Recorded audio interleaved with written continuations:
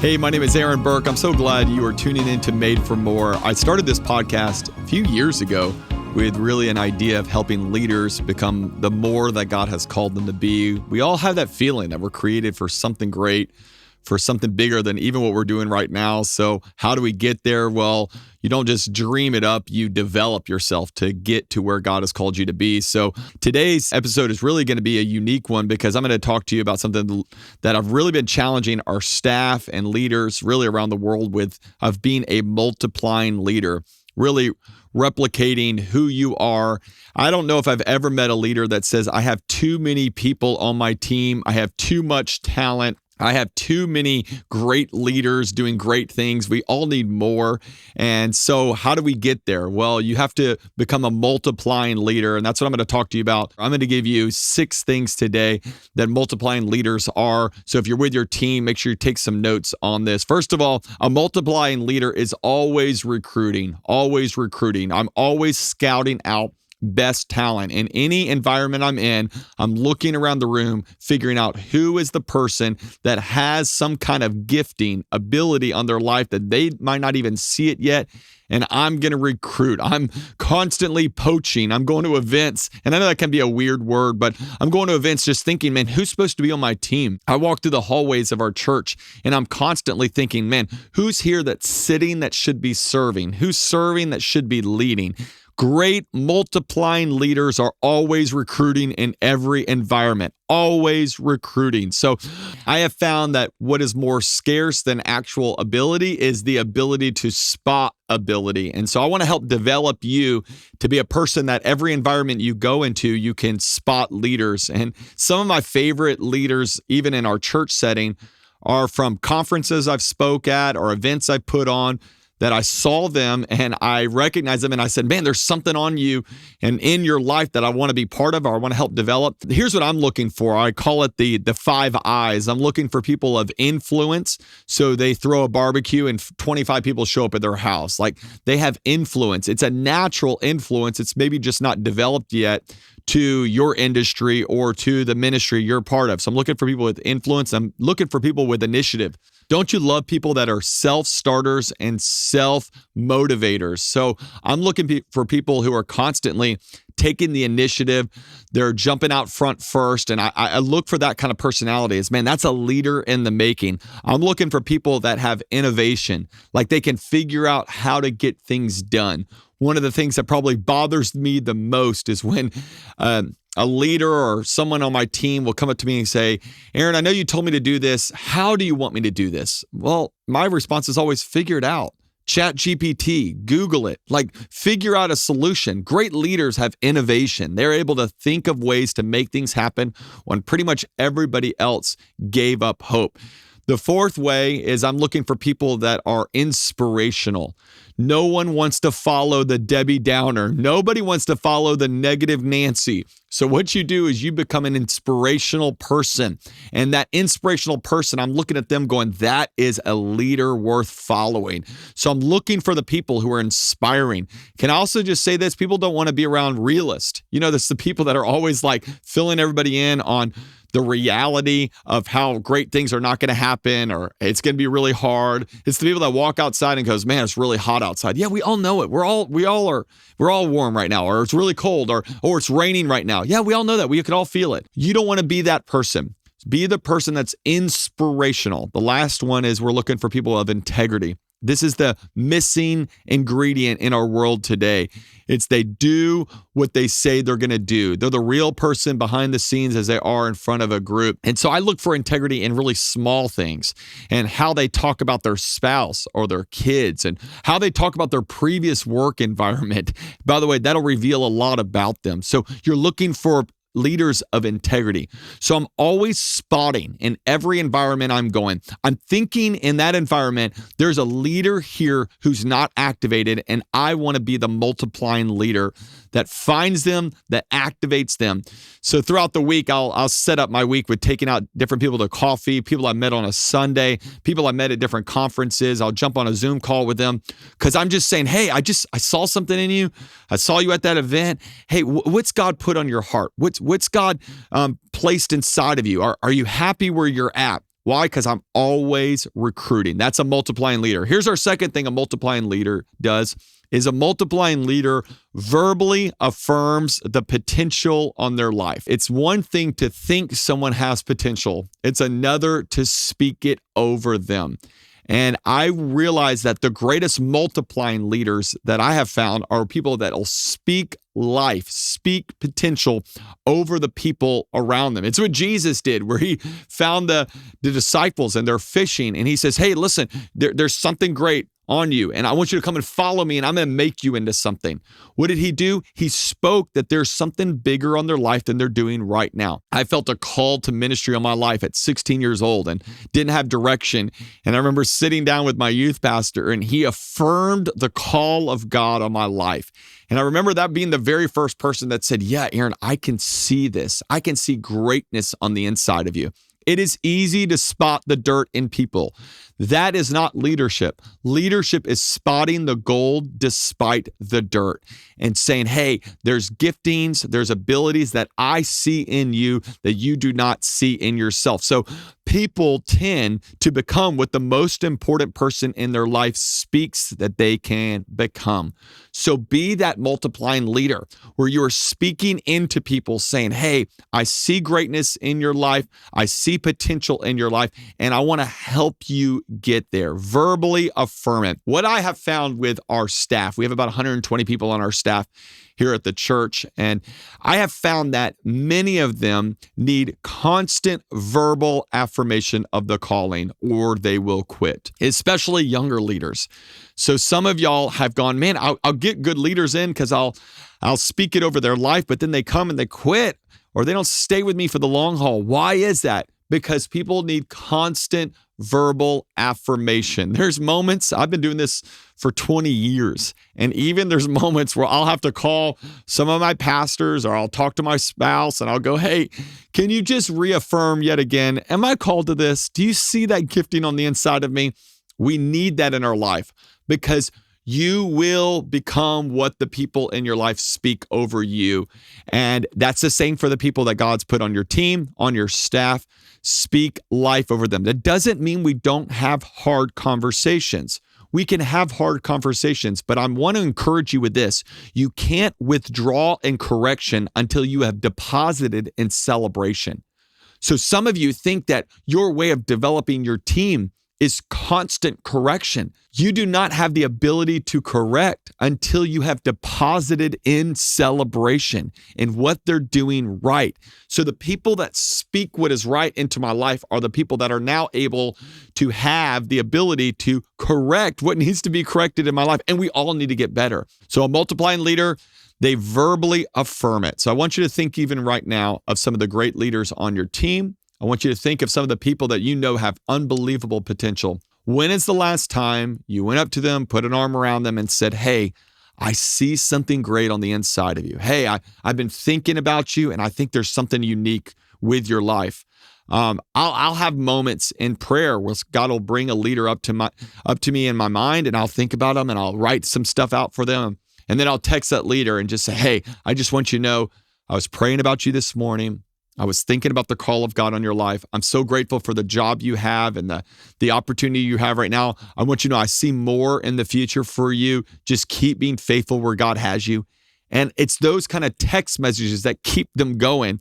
Because when I had assumed that people got it, they didn't.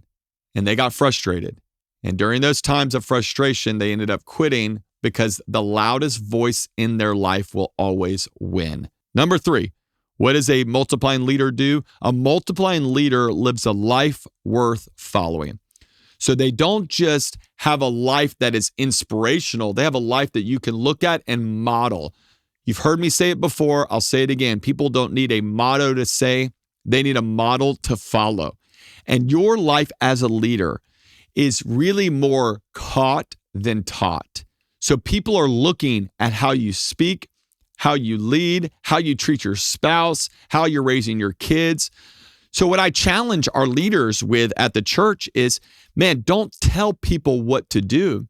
Tell people what you are doing and why. That's the greatest way of multiplying yourself as a leader, is you're actually saying, hey, just like Paul said in the scriptures, you can follow my life as I follow God. That's multiplying leadership. People that smoke cigarettes, they always want to make sure their kids don't smoke cigarettes. So there's nobody that smokes that says, man, I really hope my kids pick up this terrible habit that's going to kill them. Of course they don't want that. So they all tell their kids the same thing. They say, hey, this is a terrible habit. Please don't do this. It's bad for you. Yet the stat is that kids whose parents smoked, those kids are 4 times more likely to smoke cigarettes one day. Why is that? They've been told about how bad it is, yet they're 4 times more likely. Because people don't care what you say, they care what you do. So multiplying leadership is about first evaluating, am I living a life that is worth modeling for the people around me so that as I get better, they're getting better. As I lead, they get better. So we created a culture where you don't just do as I say, you do as I do. So lead a meeting like I do. Like, make sure, hey, take your spouse on a date every week like I take my spouse on a date. This is multiplying leadership. You conflict resolve the way I conflict resolve. Not, hey, you see how I do this really bad, you do it better. That's not multiplying leadership, because people will not become what you say. They will become who you are. And so we want to create a culture where we are leaders worth following. That's a multiplying leader. Number 4. And I know you're still with me, so let's keep going. The multiplying leader keeps the vision in front of the people. They keep the vision in front of the people. Here's why. Because vision leaks. People forget the vision. And when they forget the vision, they quit. They quit what they're doing because they forgot why they're doing it. Let me prove it to you. Many of you quit your diet because you forgot why you were on it in the first place. When things get tough, you forget why the sacrifice is necessary. The reason that you start something usually is because there's a pain of the way you're doing it right now that's making you start. But when the pain leaves, you quit what you're doing. Why? Because you no longer feel the pain anymore. So it's important to remember the why. Remember the why. Why did I start this diet? Why am I putting these kids in Christian school? Why am I building this business? Why am I giving God my first 10%? Why am I serving at this church? If you forget your why, you will stop what you're doing. So great leaders don't ever let that happen with their team. They always keep the vision in front of them, not just the vision for their life, but the vision of the ministry, the vision of the nonprofit, the vision of the organization, the vision of what is possible through the organization to make a real lasting difference. You got to keep the vision in front of them. I did a study about the difference between Moses and Noah. Both of them had a vision from God. Both of them were called to give that vision to the people. And Noah got 8 people who were only his family on the boat, and God flooded the earth, and he could not convey the vision to the people in a way that would save them. Whereas Moses had a vision from the Lord, same idea, that God wanted to save the people, and Moses had 2 million follow him. You see, the ability for you to have people on your team is not to the intensity of the vision. It is to the ability that you have to communicate the vision. And you got to do it often. I read it all throughout. If you look at Moses' life constantly, there is over and over, he says, there's a land filled with milk and honey. There's a land filled with milk and honey. What is this? Keeping the vision in front of the people, they will quit. And here's what I've learned in life, is that people who are left to themselves will make life about themselves. So many times when they get selfish, when they quit your company, when they quit your team, the reason why is because they forgot the vision. They've made it about them instead of about the vision as a whole. This is especially true in the church world because we have this massively sacrificial calling to impact eternity.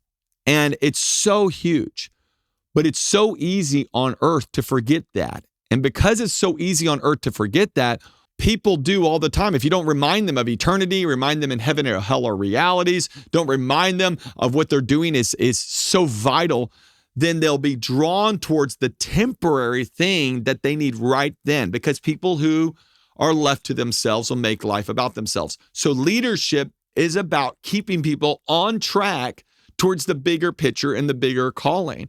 And everybody on your team right now is being distracted, being pulled by temporary pleasures, temporary assignments, things that'll distract them towards the bigger picture. And leadership is saying, no, we're going to keep the big vision in front of them. What does the Bible say? Proverbs 29:18, where there is no vision, what happens? The people perish.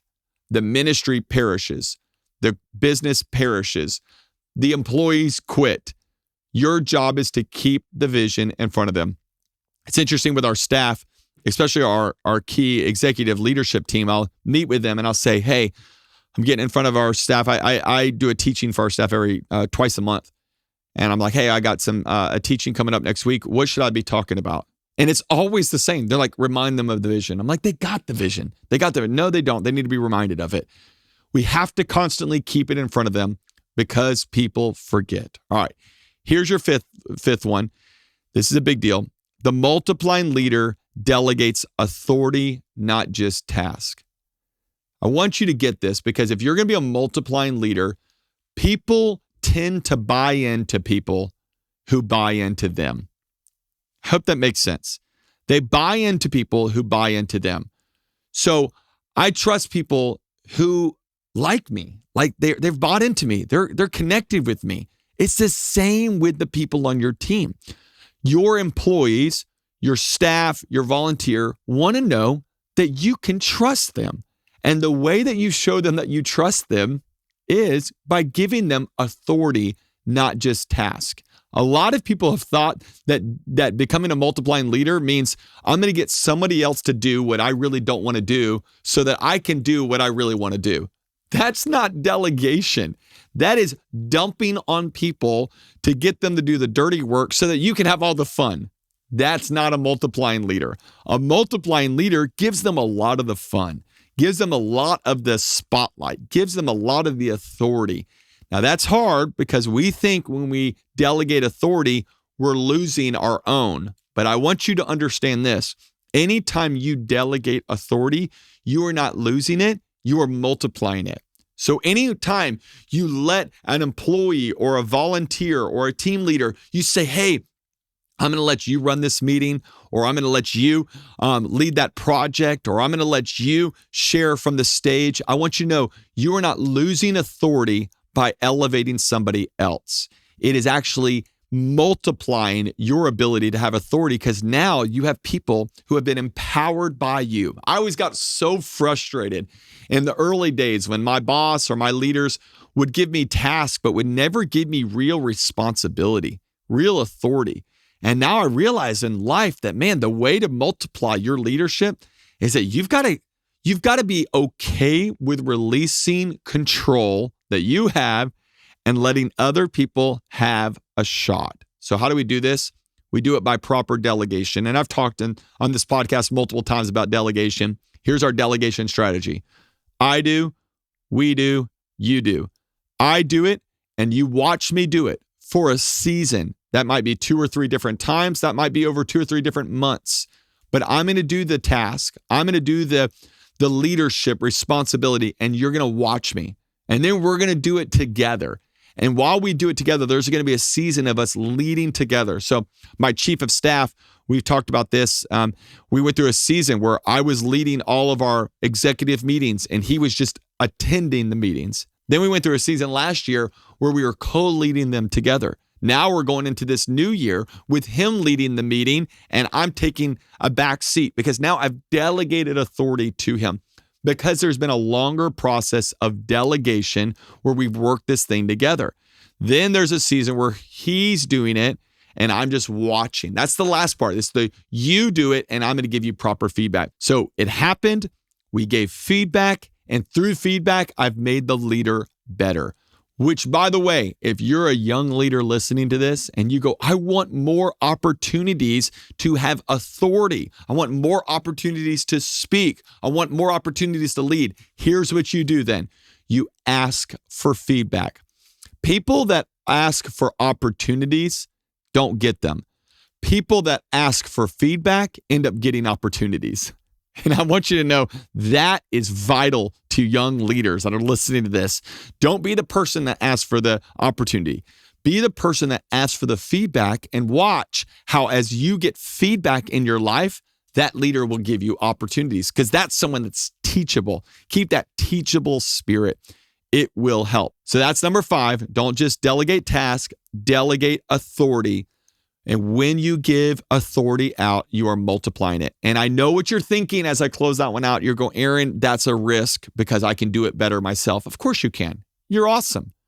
But you will never be able to multiply what you're doing if you're doing it all yourself. You got to give people a shot. And I just want to be the leader that gives people the opportunity, that lets them have that moment that I wish someone would have given me at 21 or 31. You can be that person for the leaders that God has put in your life. Okay, number 6, and we'll close it out with this one. But before we do, let me recap, because I know there's a lot of information.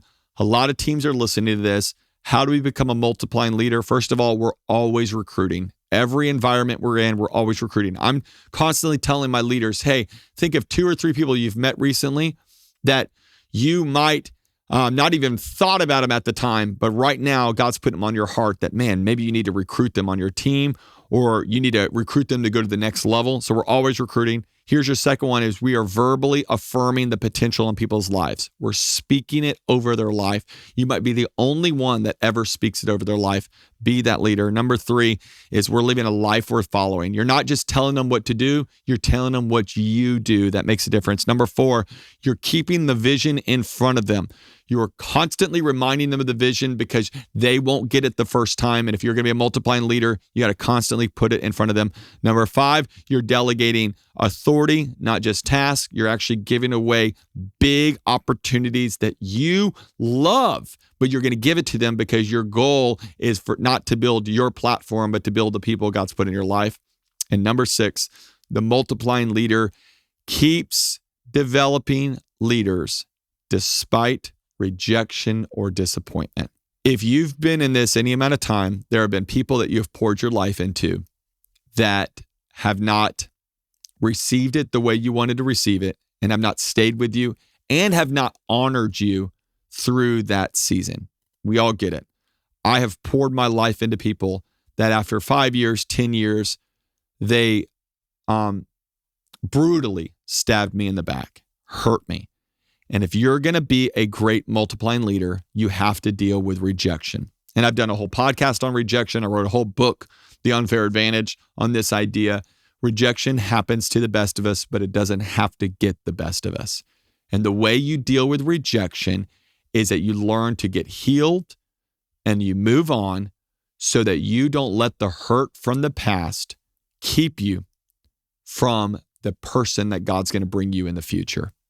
So I want to encourage you in this time in your life, don't let the rejection of who hurt you last keep you from who God's bringing to you next. So I had a really close guy in my life who I loved so much. And he was like a ride or die. Like, I'm going to be with you for life. I'm telling you, wherever you go, you quit Radiant, that's fine. I'm going with you. I'll move with you to Africa if you want. You know, they like really promise a lot. And then one day he quit. And I remember being so grieved, so frustrated on this betrayal. I felt like it. And it was during that time that I really felt like God helped me heal from it by saying there's 3 things you do when people leave your life. They leave your team, they disappoint you, they frustrate you. Here's what you do. First of all, you grieve it. When someone leaves your life, you start by grieving it. You don't brush it under the rug. You don't just think, oh, I'll get over it. No, you take a time and you mourn the loss because it really hurts. And if it doesn't hurt when people left your life, then you really were not emotionally involved enough with them to be a great multiplying leader. So Really good multiplying leaders are invested emotionally in their team. So when someone leaves, you hurt. And you know what? There's moments I'll cry it out, I'll be frustrated, and I grieve it. The second thing I do is I release it. I release it because I have to give it to God. I can't carry around that disappointment and that rejection in my life. And I just want you to know, there's been moments where I'll have like little ceremonies, like by myself. I'll write their name on a card. I'll put a little funeral together for just me and that card and go, okay, I'm releasing this to the Lord. You go, Aaron, that sounds crazy. It's better than me walking around as a resentful, bitter person. And I'll just release it. I'll have like a healing moment to where when I see that person again, or I see what they post on social media, I'm happy for them because I've released the pain to the Lord. And there's some of y'all need to release that to the Lord. And then here's the third one. Then I expect God to replace it. So I want you to hear that. What do you do when somebody leaves your life and rejects you? You grieve it because the loss is real. You release it because only God can heal the hurt in your life. And then thirdly, you expect God to replace it. When God pulls somebody out of your life, it's his way of making room for him to replace it with something greater than you could have imagined. So you trust God in this process, that he is constantly moving people in and out of your life for a greater purpose.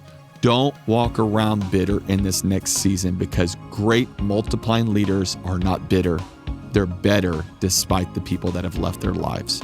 God is challenging you in this new year to be a multiplying leader.